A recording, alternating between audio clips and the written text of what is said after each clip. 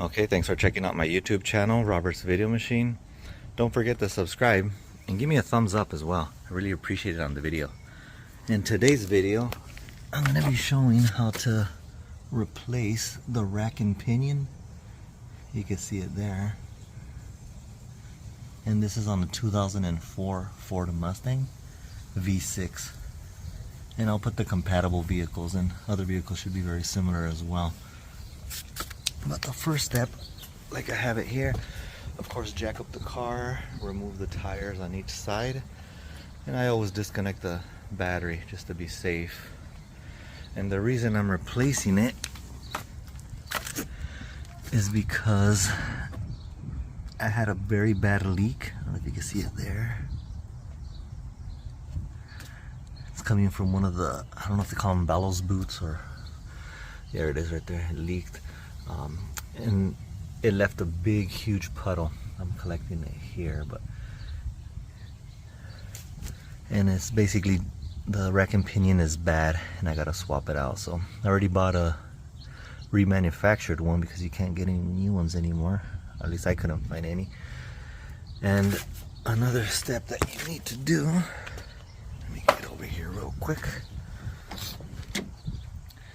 is you see how the steering wheel, I grabbed it with the seat belt, and that's just so it won't move out of place.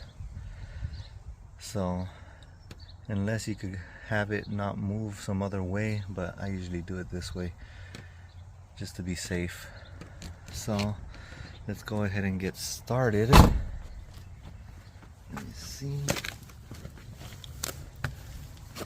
And on the first steps, oh, let me get on this side. It's a lot easier.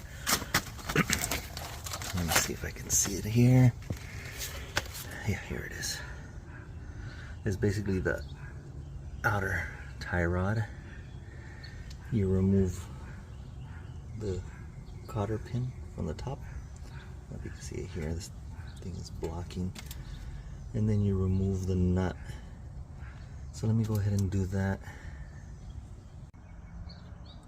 Okay, so those are the cotter pins removed from the castle nut. So let me show you how the castle nut looks like. Okay, so you can see there's the castle nut. And it is an 18mm castle nut.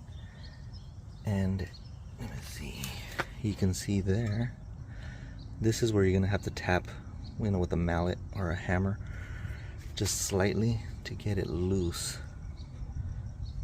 Let's see a better view of it. Yeah. So this is just to loosen up basically the outer tie rod. So let me go see if I can do that. Okay, then just to let you know, in order to get the outer tie rod out of there, you need a tool. Some people say you could hammer it out or with a big mallet or something. I tried it, it was a pain in the butt. I also tried these tools. These tools here, it's like to separate the tie rod from the ball joint. Big pain in the butt as well. And then I got one of these, the tie rod pullers, and this is really good. Let me show you. That's one of them there, but I wanted to show you the one that's identical, kind of, that I used on the other side. Okay, so there it is. Let me see if I can get a good angle there. You can see how it gets the tie rod, the outer tie rod in, and where the bolt is, where you remove, I guess, the castle nut. And basically you just use a wrench, basically, like with pressure, to pull it down, and then eventually the outer tie rod will come off like it did on the other side. Okay, and now that you have both of the outer tie rods removed, make sure you loosen this up. I don't know what size it is. I used one of these, adjustable, just to loosen it up. And before you remove the outer tie rod, make sure you count the amount of turns before it comes off. That's when you put the new outer tie rods. I'm putting new ones back in, because this is a perfect time since you have them off. You put them back at basically the same amount of times you turned it to get it off, and that's just for the alignment, because after this you will need an alignment on your vehicle, and this just makes it a lot easier. So let me go ahead and do that, and then count the number of turns, and then after that it's basically we have to go up under here to get the rack and pinion off. And I believe there's one more spot where it connects to the thing that connects to the steering wheel, and then that's the reason I put the seat belt on it, so the steering wheel will not move, so when I do take it off it'll stay in place. Okay, so those are the two outer tie rods removed, as you can see there. Now let me get under there and show you what's next after doing that. Okay, let me see if you can kind of see up here. It's kind of hard, but there's that thing that goes up to the steering wheel, and it's removing that bolt there. You can see the end thread is blue on the picture. Let me see if I can get a better view from the other side. Let me see. Yeah, this is better. Yeah, there's the bolt there. I don't know if you can see it. You remove it, and then this will separate from the rack and pinion. I'm not sure if it'll need force or not. Hopefully it's not seized up there. So you can see that thing that goes up to the steering wheel. So let me go ahead and remove that bolt. Let me see what size it is. Okay, and as you can see there, it is a 13 millimeter. And I'm gonna see if I can just get it off and see if I can separate the steering wheel thing from the rack and pinion. Okay, and then just going back, or what is this? Okay, and then just be aware of this thing that connects to the steering wheel up on top. Just make sure you loosen it all the way until it comes out. You see how it is there? And you can move it out of the way. But now the rack and pinion is free to move from there. And then going back to these things, you do have to disconnect those two hoses up there. I don't know if you can see the low pressure and the high pressure line that are coming out. You can see them, here they are. Going back. Now, it's kind of tight in there. Kind of very hard to loosen them while it's on it. I know some people say they recommend to drop it a little bit, the rack and pinion, so you could have better clearance. I'm gonna try to remove them while it's on there. I gotta check to see what size it is. I think it's 18 millimeter, but let me double check. Yeah, it's easier to remove the rack and pinion just to bring it down or out of the way. And you can see the lines there, the high pressure and the low pressure. They don't have any problems moving. Just try to keep it close by. Let me see how I'm gonna do this. So I'm gonna have to remove it. But to remove the rack and pinion, I don't know if you can see the bolt there. This one here, and there's one in the back. It's kind of hard to see. Somewhere back here. You can see it, how it goes there to the other side. Let me see what size those are. There's just two. That one and that one. You remove it. So let me see how I'm gonna drop it to get it out of the way, just to disconnect those high pressure and the low pressure side. Okay, so the two bolts on the rack and pinion, I don't know if you can see them here, The one in the front is 18 millimeter, and the one in the back, and you can see there where I have the socket on there, is 15 millimeters. So it's basically just holding one while you unbolt the other one. So let me go ahead and do that. And the reason is because I need to disconnect those two lines, the high pressure and the low pressure. And it's kind of very hard to do it in that tight spot. I need to basically get the rack off so I have better clearance. Okay, so there's the rack and pinion with both bolts off. Sorry, you can see there, and there they are there on the side, those long ones. And it's basically just I put this box here because I needed to sit on the box because I don't know what the clearance is, but I just want to have clearance to remove those two hoses, like I said before, the low pressure and the high pressure hoses. And this is the best thing I could think of, is just probably put it on top of this box. If you have extra jack stands, you could do that as well. But basically you just move it back and forth to loosen it up. I don't know if you can see there, I was moving it back and forth and it started coming in loose a little bit, but I didn't want to drop it on the floor. I wanted to lay on this box. So let me go ahead and do that and see how much clearance I get out of that. But after that I should be able to remove those hoses easily. Okay, and as you can see there, the rack and pinion is off of the car. It's resting on this box.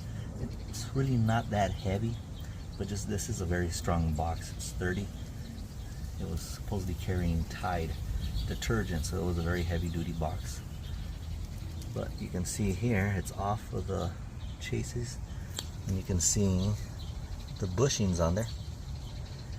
And let me see if I can get a good picture of that. There you go. There's an 18 millimeter on both of the hoses, the low pressure and the high pressure. And then just be aware that you know where to connect each one. I believe when you put them back in, there's only one way to put them back in, but we'll find out. But mark them as well so you'll know which one goes where. And mine basically spilled all of the power steering fluid, so I don't expect a lot of it to be in there, but just in case you haven't emptied your reserve, there will be a lot of fluid coming out. So I just have this on the side just in case. So let's take a look. Okay, and there's both hoses already disconnected from the rack and pinion, as you can see there. Damn, it's kind of windy and it sucks. But I'm trying to, just capture as much liquid as possible. But there is a lot of power steering fluid still pouring out, and this is even after it had basically just spilled everything on the floor. That's why I'm replacing the rack and pinion.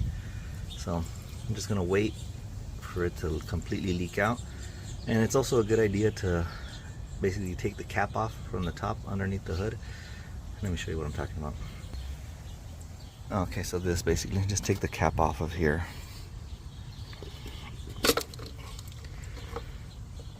So basically the liquid can come out a lot faster.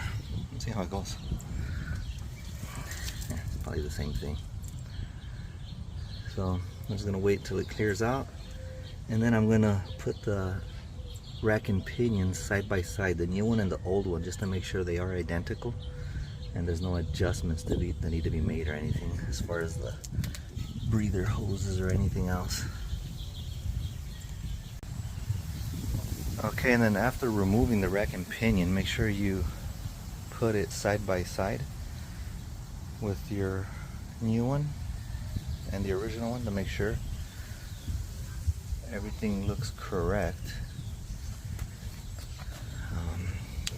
The new one does have a little bit of fluid in there from the shop, so I looked over it, and the only thing I could think of is just these tightening bolts for the outer tie rods that don't come with the new one. So make sure you do take it off and put it on the new one. The new one also does come with the one I got with new bushings, so that's pretty cool, to get rid of the old ones. So I have to just make sure it is identical to the one that you have. and then basically put it back together, and I'll show the, I guess, step by step or whatever. But really quick, you can see the hoses there, they're still leaking a little bit of fluid, and make sure you flush out the system as well. So let me go ahead and get all that ready. Mine is completely drained out because it's dead. Everything basically came out of here. I don't know if you can see. It started leaking power steering fluid and then just dropped everything on the floor. So let me go ahead and put this back on step by step. Okay, and one other thing, it is recommended that you replace, I don't know if you can see there, let me see, yeah, those O-rings on both of the threads. I don't know if you can see them there, the white part just on the top. When you do replace that, just to prevent leaking or future leaking, so it is recommended that you replace the seals or rings or whatever these are called on the threads, just to prevent leaking. Okay, so I got the rack and pinion mounted again, and I got the high pressure and the low pressure lines connected. So now I'm just gonna connect the steering wheel column, or I forgot what that part is called, to the rack and pinion, and then I'm gonna put in the outer tie rods.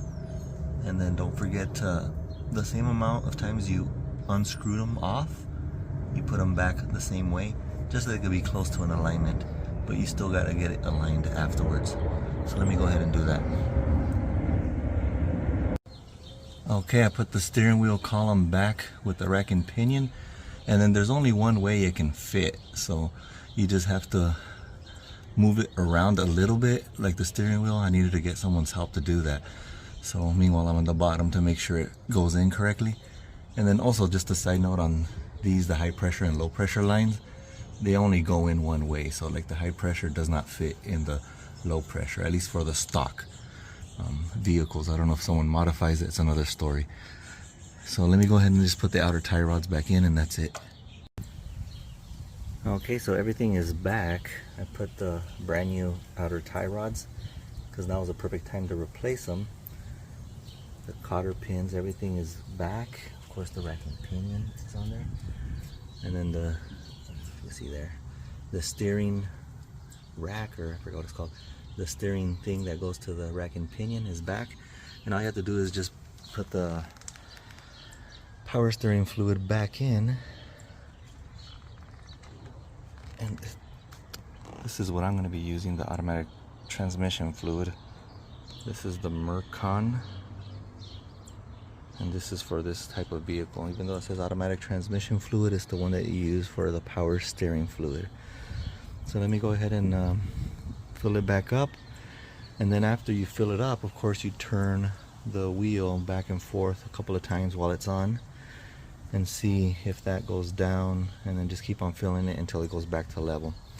So I hope you enjoyed this video. You know, give me a thumbs up, subscribe as always, and if you have any comments or questions, let me know and I'll try to get back to them as soon as possible. Don't forget to subscribe. Thank you very much.